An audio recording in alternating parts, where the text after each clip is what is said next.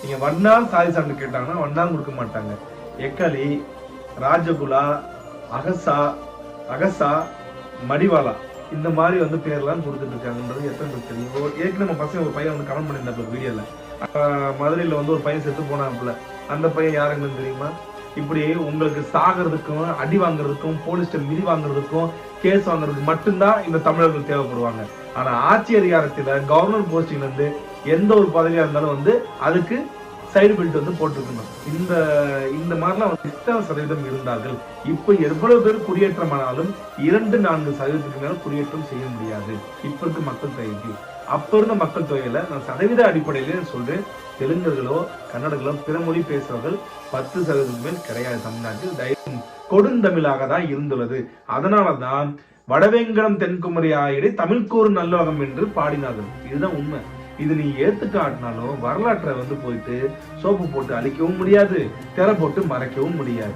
ஏனென்றால் வைத்தும்பராயர் அப்படின்னு சொல்லி இங்க தமிழ்நாட்டுல தஞ்சாவூர்ல வைத்தும்பராயர் தெரு, வைத்தும்பராயர் கொல்லை அப்படின்னு சொல்லி ஊர் பேர்களே இருக்கிறது. யார் என்னன்னு சொல்லி தேடி கண்டுபிடிங்க. அவர்கள் மொழி அவங்க வந்து வேலைக்கு போறாங்க, சம்பாதிக்கிறாங்க, குடும்பத்தை சந்தோஷமா வாழ்றாங்க, சந்தோஷம். ஒரு தெலுங்கராக தமிழ்நாட்டில் நீங்க எந்த மொழியில வந்து போய் நீங்க ஒரு தொழில் தொடங்கிக்கலாம், யாரும் உங்களை எந்த இடைஞ்சலும் பண்ண முடியாது, சந்தோஷம். அனைவருக்கும் வணக்கம். ஒரு கொஞ்ச நாள் உடம்பு சரியில்லாதனாலதான் வந்து நான் டெய்லி வந்து வீடியோ போட முடியல, தவறா நினைச்சுக்க வேணாம். கொஞ்சம் ஒரு 5-6 நாள் சரியானவனே வந்து டெய்லி வீடியோ போட ஆரம்பிச்சிருக்கேன். பட் இருந்தாலும் இப்பயும் டெய்லி போட மாதிரி பாக்குறேன். நம்ம ஏற்கனவே போன காணொலி வந்து பாத்தீங்கன்னா அந்த தமிழர்கள் என்றாலே வன்மம் அப்படின்ற ஒரு காணொலி போட்டு அந்த பிறமொழியாளர்களுக்கு வந்து விளக்கம் கொடுக்கலாம் பார்த்தா அதுலயும் வந்து அவ்வளவு தூரம் வன்மத்தை கக்கி வச்சிருக்காங்க. அதை ஒரு வாட்டி பார்த்துருவோம். அது போக இன்றைக்கு எம்பிசி இடஒதுக்கீடு பட்டியலில் நம்மளோட வாழ்ந்துகிட்டு இருக்க பிறமொழியாளர்கள் யார் யாருன்றதை வந்து பார்க்கறத இன்னைக்கு ஒரு கம்யூனிட்டி நம்ம பார்த்துருவோம். ஒன்றும் இல்லை, 2-3 இருக்காங்க. அந்த 3 பேரையும் ஒரே இதுலேயே நம்ம வந்து பார்த்துருவோம். அவங்க தமிழ் சமுதாயமான இங்க இருக்கிற வண்ணார்களுடைய இடஒதுக்கீடுல எப்படி வர்றாங்க அப்படின்றதையும், அதே மாதிரி அரசு அதிகாரிகள் வண்ணார்னு என்று கேட்டால் என்ன சாதி சான்றிதழ் கொடுக்குறாங்கன்றத நம்ம இன்னைக்கு வந்து பார்த்துருவோம். ஃபர்ஸ்ட் வந்து நம்ம நேற்று அந்த நேரத்து போட்ட வீடியோக்கு என்னென்ன கமெண்ட்ஸ் பாசிட்டிவ் நெகட்டிவ் எல்லாத்தையுமே வந்து பார்த்தீங்கன்னா நான் ரீட் பண்ணி காட்டுறேன். கொஞ்சம் நாகரிகமாக இருக்கிறத வந்து காட்டுறேன். ஓரளவுக்கு என்னை திட்டுறதா இருந்தாலும் காட்டுறேன். பட் தமிழ் சமுதாயத்தை வந்து ரொம்ப கேவலமாக பேசினா அந்த கமெண்ட்டை நான் படிக்க மாட்டேன். ஃபர்ஸ்ட் கமெண்ட் வந்து பெருமாள் தேவன், எதை பற்றியும் கவலைப்படாமல் உங்கள் பணியை தொடருங்கள், நன்றி அண்ணன். மாரிமுத்து மாறி, தெலுங்கர் ஆதிக்கம் தமிழ்நாட்டில் அதிகமாக இருக்கிறது. இதை கண்டு களை எடுத்தால் தான் நல்லா இருக்கும். தெலுங்கர்கள் வன்மத்தை கக்குகிற தெலுங்கு அதிகம். வன்மத்தை வந்து அதிகமாக கக்குறாங்க. ஆதிக்கம் வந்து பார்த்தீங்கன்னா ஆதிக்கம் என்பது வந்து அவங்க உழைக்கிறாங்க, சாப்பிட்றாங்க, சந்தோஷம். அவங்க வந்து வேலைக்கு போறாங்க, சம்பாதிக்கிறாங்க, குடும்பத்தை சந்தோஷமா வாழ்றாங்க, சந்தோஷம். ஒரு தெலுங்கராக தமிழ்நாட்டில் நீங்க எந்த மொழியில வந்து போய் நீங்க ஒரு தொழில் தொடங்கிக்கலாம், யாரும் உங்களை எந்த இடைஞ்சலும் பண்ண முடியாது, சந்தோஷம்.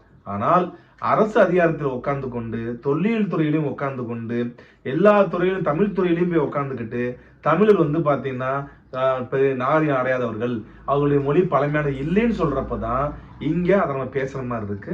அதை நோக்கிதான் இந்த கமெண்ட் இருக்குன்னு நான் நினைக்கிறேன். அடுத்து Venkat Ramanan, Rajaraja Chola's grandmother was Vaidumba Kalyani, Telugu. Parantaka to Sundara Chola had clearly mentioned he was the descendant of Srikanda Chola, a Pottapi Renadu Chola. Sembiyan Madevi was Rajaraja's grand aunt. எல்லாம் ஓகே தான், போற போக்கில் தெலுங்குன்னு சொல்லிட்டு போனா யார் ஏற்றுக்க முடியும்? பொத்தப்பி சோழர்கள், ரேநாட்டு சோழர்கள் தங்களை எந்த இடத்தில் தெலுங்கு வழி வந்தவர்கள் சொல்லி ஒரு கல்வெட்டை காட்டவும். நான் வந்து ஆந்திரால போயிட்டு குடியேறினா நான் அங்க இருக்க மக்களுக்கு தெரிவிக்க வேண்டிய மொழியானது தெலுங்கு. அதே மாதிரி கர்நாடகாவில் குடியேறினா நான் அங்க இருக்க மக்களுக்கு வந்து அலுவல் மொழியாக நான் பயன்படுத்தக்கூடிய மொழி கன்னடம். அதே போலதான் மலையாளம். அதற்காக நான் வந்து தமிழராகிய நான் ஆந்திராவில் போறப்ப தெலுங்கராகவோ கர்நாடகாவில் கன்னடாவோ மாற முடியாது.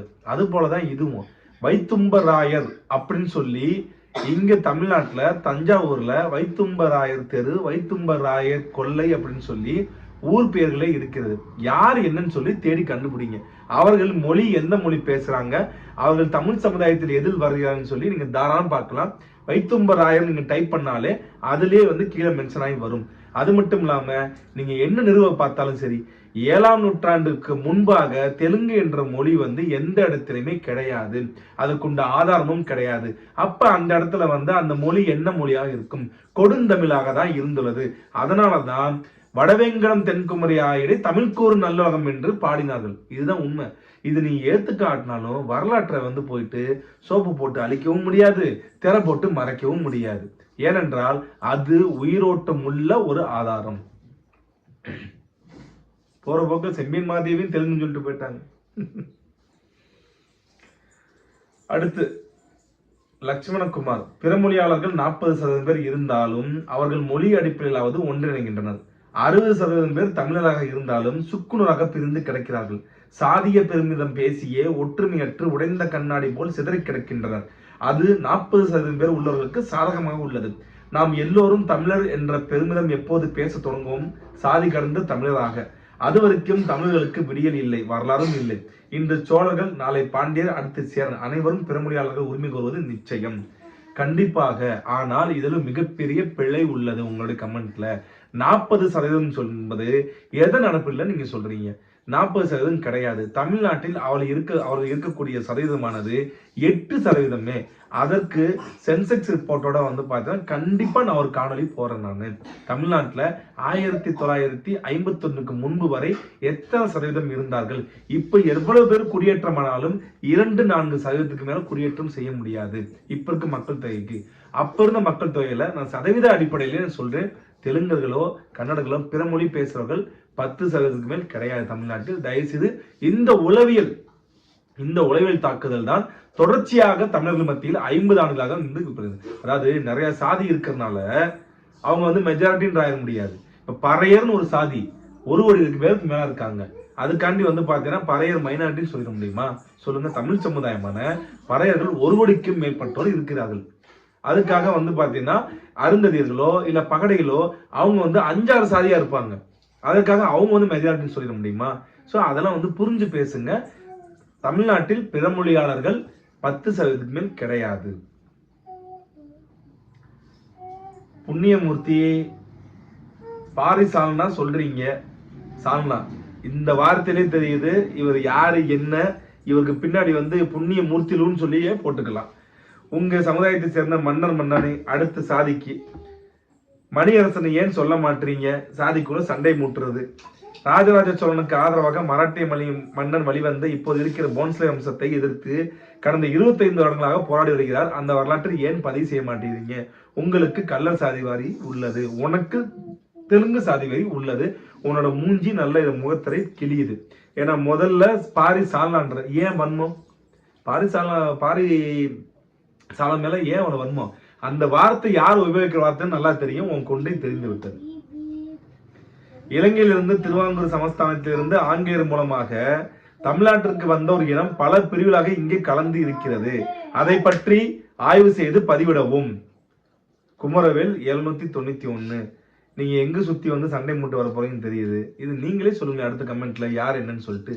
தெரியும் உங்களுக்கு தெரிஞ்ச பதிவு பண்ணுங்க. உண்மையா இல்லைன்னு சொல்லி நான் சொல்றேன். உனக்கு ஒரு கேள்வி. தமிழர் தெலுங்கர் பிரச்சனை பற்றி பேசுகிறாயே, ஏன் திருப்பரங்குன்றம் முருகன் கோவில்ல ஒரு விளக்கு ஏற்ற துப்பு இல்லையா? முருகன் தமிழ் கடவுள் தானே. இந்துக்களாக உணர்ந்து ஒன்றுபட்டால் வாழுங்கள், இல்லையா சாவுங்க.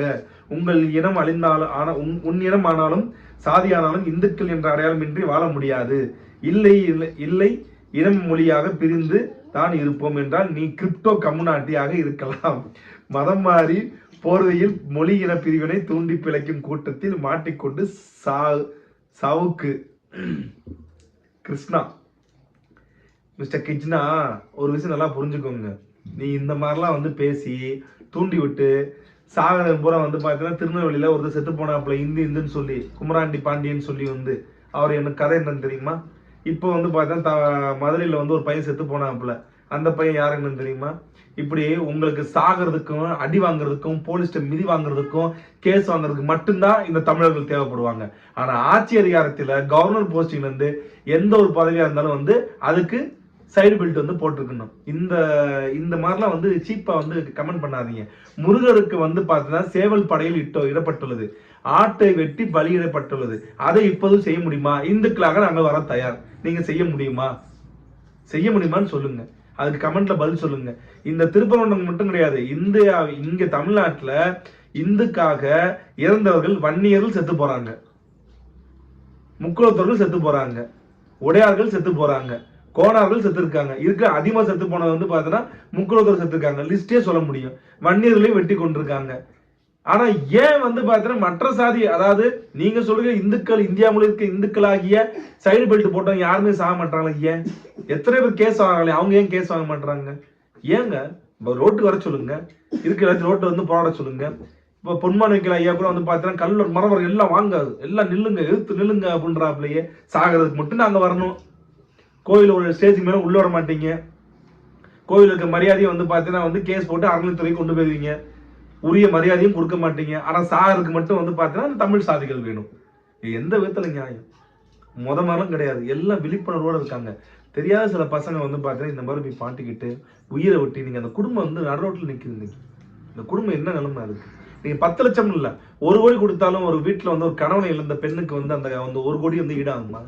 சொல்லுங்க. நீங்க தவறுங்க ஐயா, நீங்க பேசுறது தவறுதான்.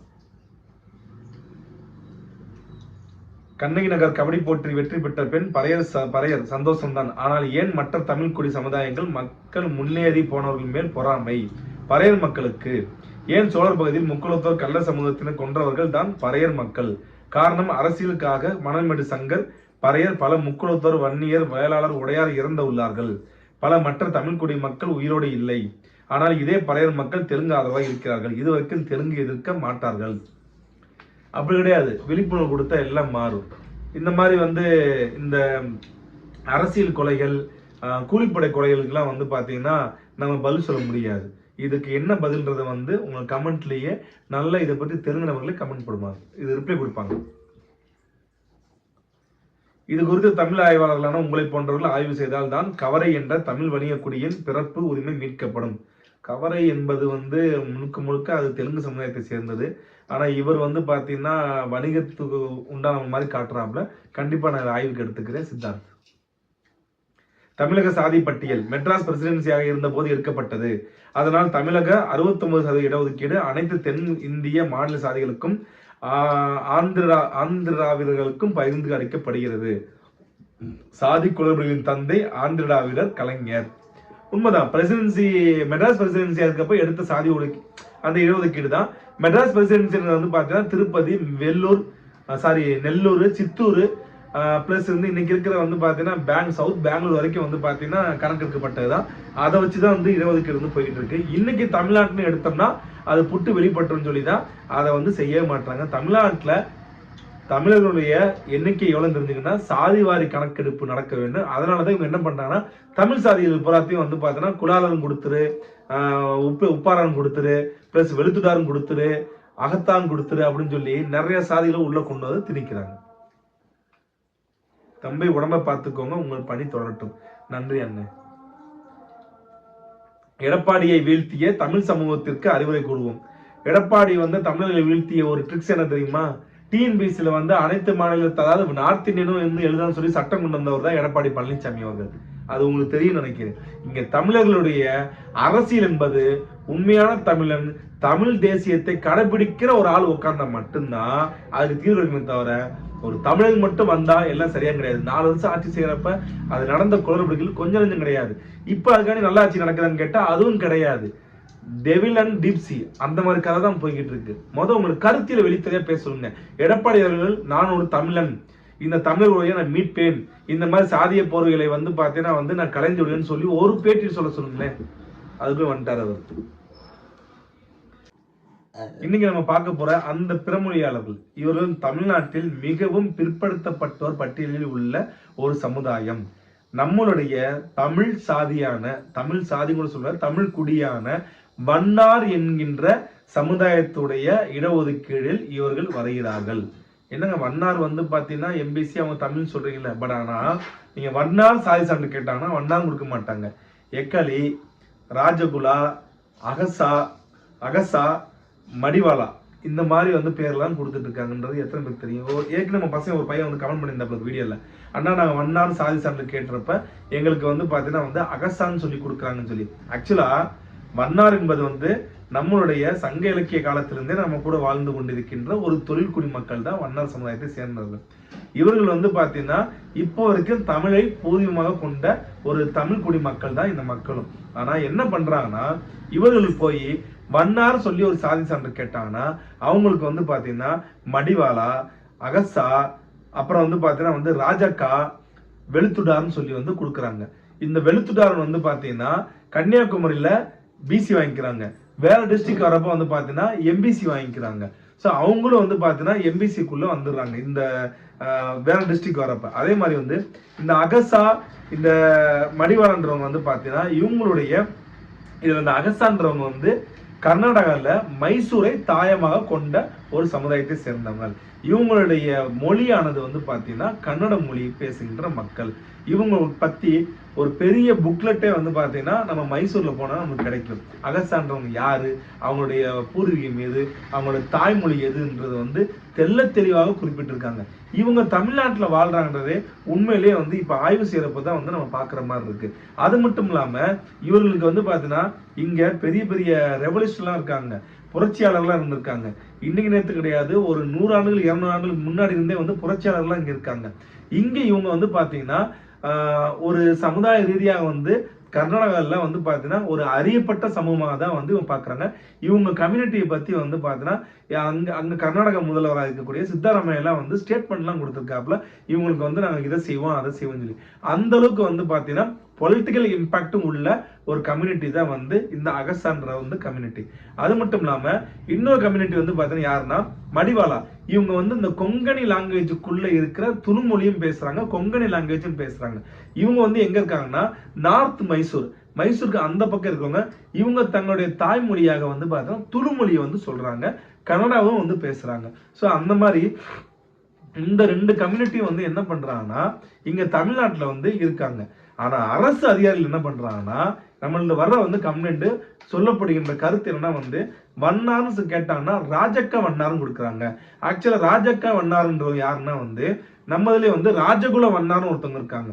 இவங்க யாருன்னா நம்மளுடைய புதுக்கோட்டை சமஸ்தானமும் சரி, சிவகங்கை சமஸ்தானமும் சரி, ராமநாதபுரம் சமஸ்தானத்திலையும் அந்த சமஸ்தானத்துக்குள்ளே அரண்மனைக்குள்ளேயே இருந்த அந்த ராஜகுலத்தை சேர்ந்த மன்னர்களுக்கு வந்து பாத்தீங்கன்னா சேவகம் செய்தன. ஏற்கனவே சொன்னேன் பாத்தீங்களா, மன்னார்ல கூட வந்து பாத்தீங்கன்னா சேர்வை பட்டம் போடுவாங்கன்னு சொன்னேன் பாத்தீங்கன்னா, அந்த டீம் தான் இவங்க. இவங்க வந்து என்ன பண்ணுவாங்கன்னா அரண்மனைக்குள்ளதான் இருப்பாங்க. அரண்மனைக்குள்ளே இருந்து அவங்களுக்கு வந்து பாத்தீங்கன்னா அந்த மன்னர் குடும்பத்துக்கு சேவகத்தில் இருந்தவங்க.